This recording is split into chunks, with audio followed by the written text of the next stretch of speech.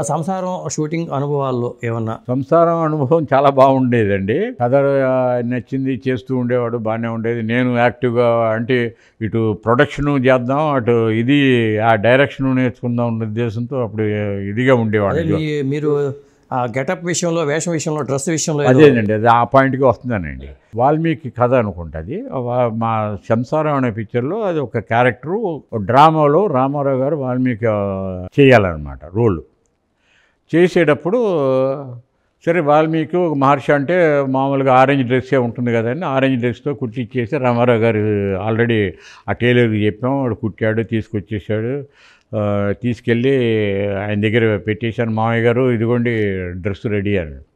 ఆయన ఒకసారి డ్రెస్ చూశాడు, చూసి కొద్దిగా రియాక్ట్ అయ్యాడు. ఏం మాట్లాడలే, రియాక్ట్ అయ్యాడు. నేను ఏంటరా బాగానే ఉంది కదా, ఇది మంచి క్లాతే కదా అని అన్నాను. టైలర్ కూడా కరెక్ట్ అన్నాడు. ఆయన చూశాడు, బాగానే ఉంది అన్నాడు. అంతే, రియాక్ట్ అయ్యాడు. షూటింగ్ అయిపోయిందండి. షూటింగ్ అయిపోయిన తర్వాత నన్ను పిలిచారు. బాబు అన్నాడు. వచ్చాను. మిమ్మల్ని అట్లా పిలిచేవాళ్ళు అందరూ? నన్ను బాబు అని పిలిచారు. ఇంట్లో కూడా బాబుయేనా? నన్ను ఇండస్ట్రీలో అందరూ బాబాయ్, ఆ రోజుల్లో అందరూ నన్ను బాబాయ్ అని పిలిచేవారు. ఓ పెట్టినేమన్నమాట నాకు అది. బాబు ఇట్రా అని చెప్పేసి అంటే ఆయన రూమ్లోకి వెళ్ళాను. నాకు గుర్తు పీతాంబరం గారు, ఆయన మేకప్ మెన్, ఆయన కూర్చొని ఉన్నాడు. నెక్స్ట్ డే ఇది మేకప్ వేరే, ఇది ఆ సాంగ్ అయిపోయింది, వేరే ఇది చేస్తున్నారనమాట. కూర్చో అని చెప్పి నన్ను కూర్చోమన్నారు అని చెప్పి గంభీరంగానే ఉంటుంది ఆయన వాయిస్. కూర్చున్నాక నేను ఇది తాతినేని ప్రకాశ్రావు గారి పిక్చర్ కాబట్టి ఈ డ్రెస్ వేసుకున్నాను, లేకపోతే ఈ డ్రెస్ నేను వేసుకునేవాడిని కాదు అని చెప్పి కొంచెం ఇదిగా చెప్పారు. అదేంటి మామయ్య గారు, నేను తప్పేమైనా చేశానా, కరెక్టే కదా, నువ్వు ఆ డ్రెస్ రెడీ అయ్యే ముందు నాకు చెప్పు ఉండాలి, మాట్లాడి ఉండాలి. నేను ఆ వాల్మీకి అనుకున్నంటే నేనేంగా అండి. రామారావు గారు ఏమన్నారంటే, నా భావనలో ఆయనది వైట్ డ్రెస్ అయితే బాగుండేది అని నా ఊహాగానంలో నేను అనుకున్నాను. నా ఊహాగానానికి మించి నువ్వేదో తీసుకొచ్చావు, మించింది కాదు అది నేనేదో తక్కువ చేసినట్టు అనిపిస్తాను నాకు అన్న ఫీలింగ్ వచ్చినట్టు ఒకసారి నేను దెబ్బతిన్నా. అమ్మా సారీ అండి, నేను అడిగి ఉండాల్సిందే, నా పొరపాటే అది.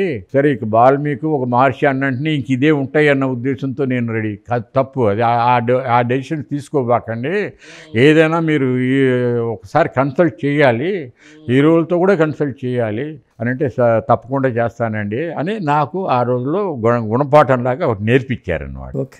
ఏదైనా ఇట్లాంటి స్పెషల్ క్యారెక్టర్స్ వచ్చినప్పుడు ఒకసారి, ఎందుకంటే I have done lot of mythology అని చెప్పేసి, డెఫినెట్గా ఆయన మైథాలజీలో మాస్టర్ ఆయన. సో ఆయన చెప్పిన వెంటనే సారీ సార్, ఇది సారీ మావయ్య, ఇది చాలా అంటే, కాకపోతే నేను కొద్దిగా ఫీల్ అయ్యా, అరే అనవసరంగా బాధ పెట్టించాను ఏంట్రా ఆయనతో, ఆయన ఒకసారి సంప్రదించుంటే పోయి ఉండేది కదా, నేను ఎందుకు చేయలేదని నా తప్పు రియలైజ్ అయ్యి, ఇక నుంచి ఫ్యూచర్లో అట్లా జరగదండి, మేము ఏదైనా మిమ్మల్ని కన్సల్ట్ చేసి చేస్తామని చెప్తే, లేదు నీ మంచికి కోసం నేను చెప్తున్నాను, నేను ఏదో వార్నింగ్ అన్న ఏం కాదు ఇది అని చెప్పి ఆయన ఒక హితబోధ చేసినట్టు ఆయన చెప్పారండి.